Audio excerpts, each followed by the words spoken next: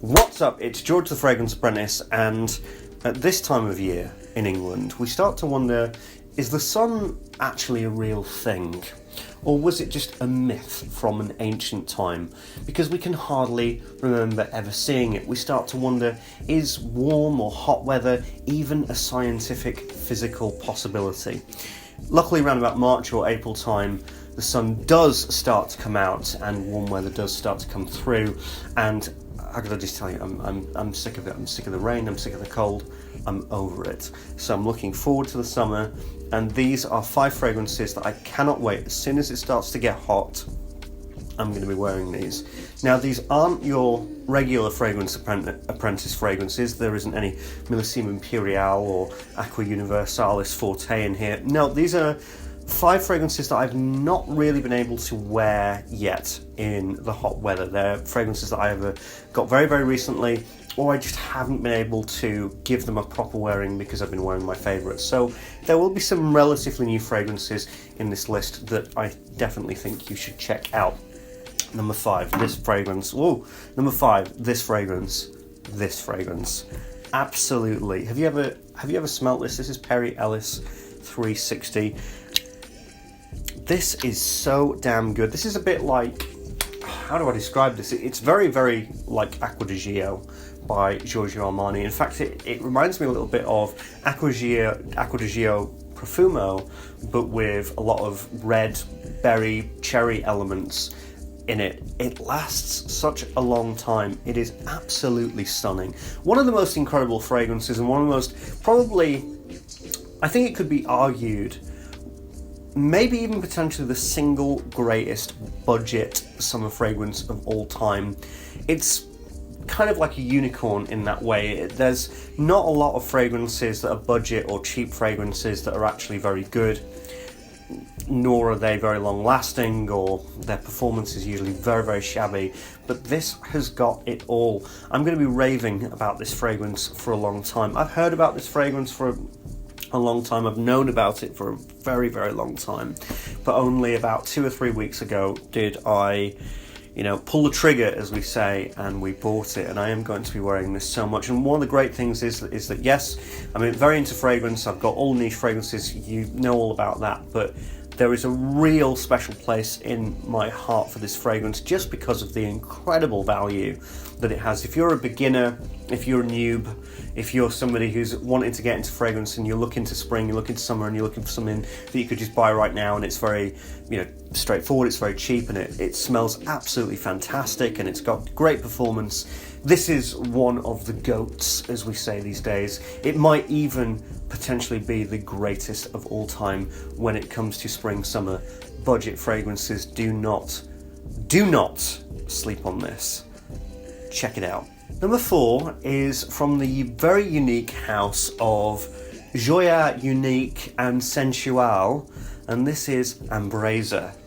You might not have seen this before, you might not have seen this bottle. It's a very, very interesting looking bottle, very, very unique, and the fragrance goes just with the bottle. This is something I really cannot wait to wear. This is the sort of polar opposite of the budget, designer friendly, fun fragrance. This is actually a very, very artistic niche fragrance. I don't know if this brand gets talked about a lot. Their bottles are so interesting, their designs are so genuinely interesting, and this is one of the most creative, easily one of the most creative summer fragrances I've smelled in such a long time.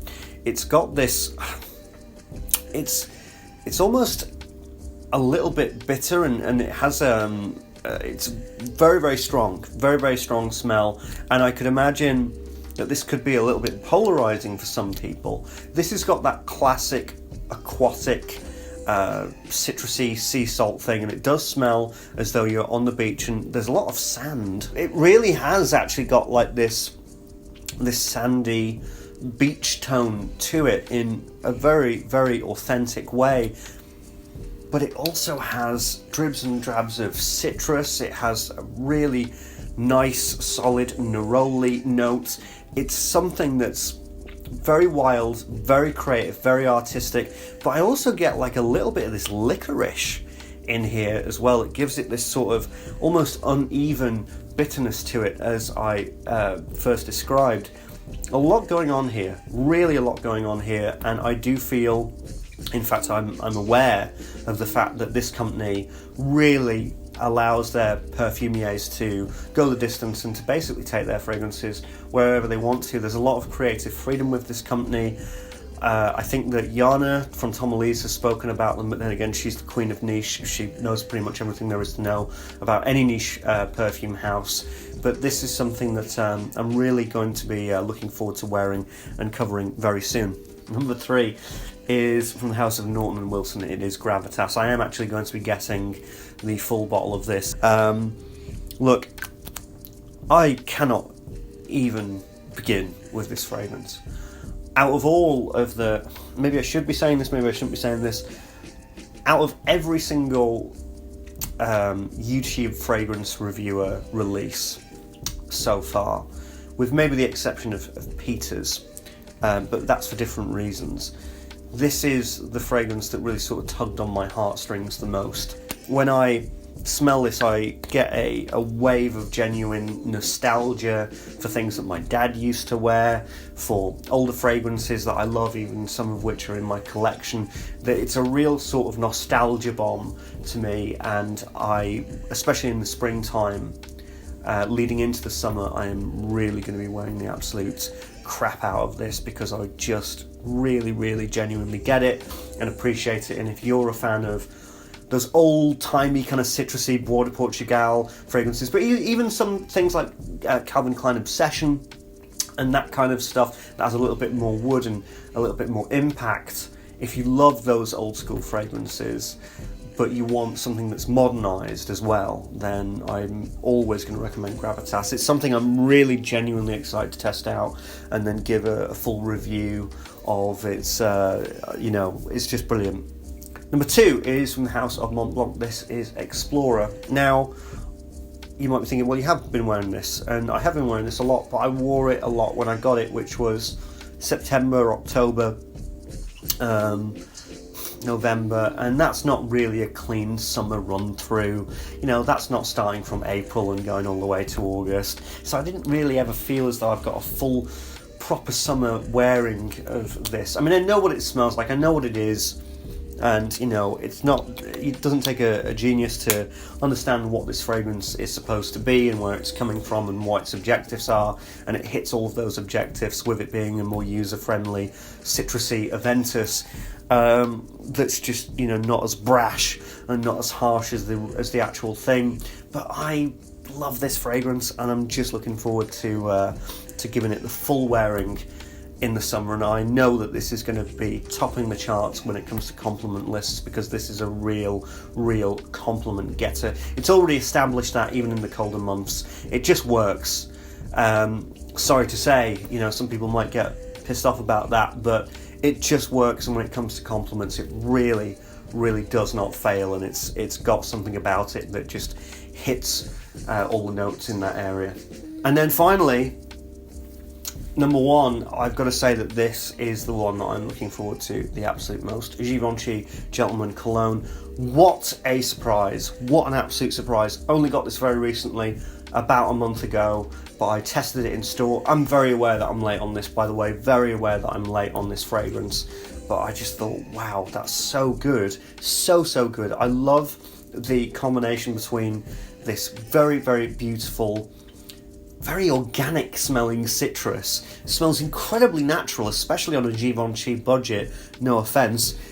And then with that really not like, there's no what is it they say, they're not holding their punches with the vetiver, right? The vetiver is very rooty, and that was something that really surprised me. I thought that, especially with a mainstream designer fragrance, usually people will try, and if it's aimed at a younger audience, which this clearly is, people in their 20s, they usually would hold back on that vetiver, and especially the rootier woodier aspects of the vetiver, but they were like, no, go ahead, just do it, and pair that up with the citrus, and it's absolutely phenomenal and very beautiful and very, very gentlemanly and very opulent. I know that word is used a tremendous amount in this community, especially by Max, but this does smell very opulent. It smells rich, it smells, you know, like a lot of money, and smells very regal and very beautiful. So I'm going to be rocking this.